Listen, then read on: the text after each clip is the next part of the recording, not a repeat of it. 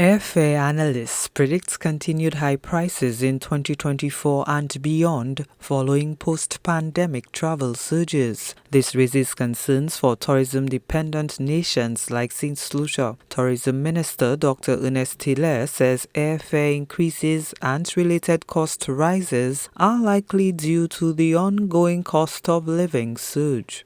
As an industry that has some sensitivity to price, any significant increase in price will affect demand, and especially if you're speaking about Europe, which is going for its own economic challenges, particularly the United Kingdom, where inflation has not been reduced as quickly as other parts of the world.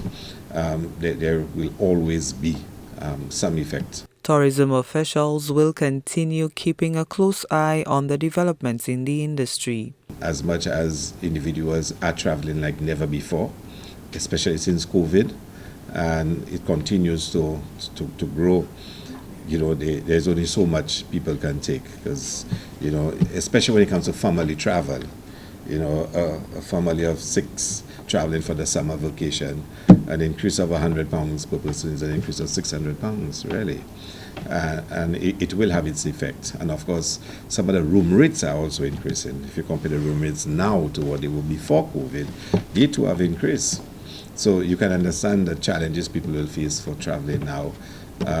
So we will always be watching very closely those developments. Already the rates to St. Lucia, the airfares to St. Lucia are high, but it reflects a lot the demand for the destination and the whole question of supply of equipment and crew and whatnot. So yes, we will always be concerned. The tourism minister says it's a matter of the destination ensuring it remains relevant and attractive. I think there has to be a discussion of all stakeholders in terms of how can each contribute to make sure that St. Lucia remains competitive. Remember, in terms of just basic economics, you want to remain competitive.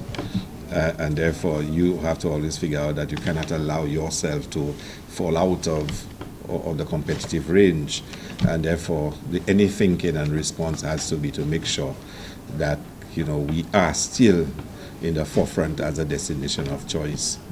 CDB's acting president, Isaac Solomon, recently stated that air transport was critical for the region's development. Solomon made the remarks on the heels of the bank backing efforts to boost intra-regional travel after the collapse of Liat 1974. Gina Filippi, HDS News Force.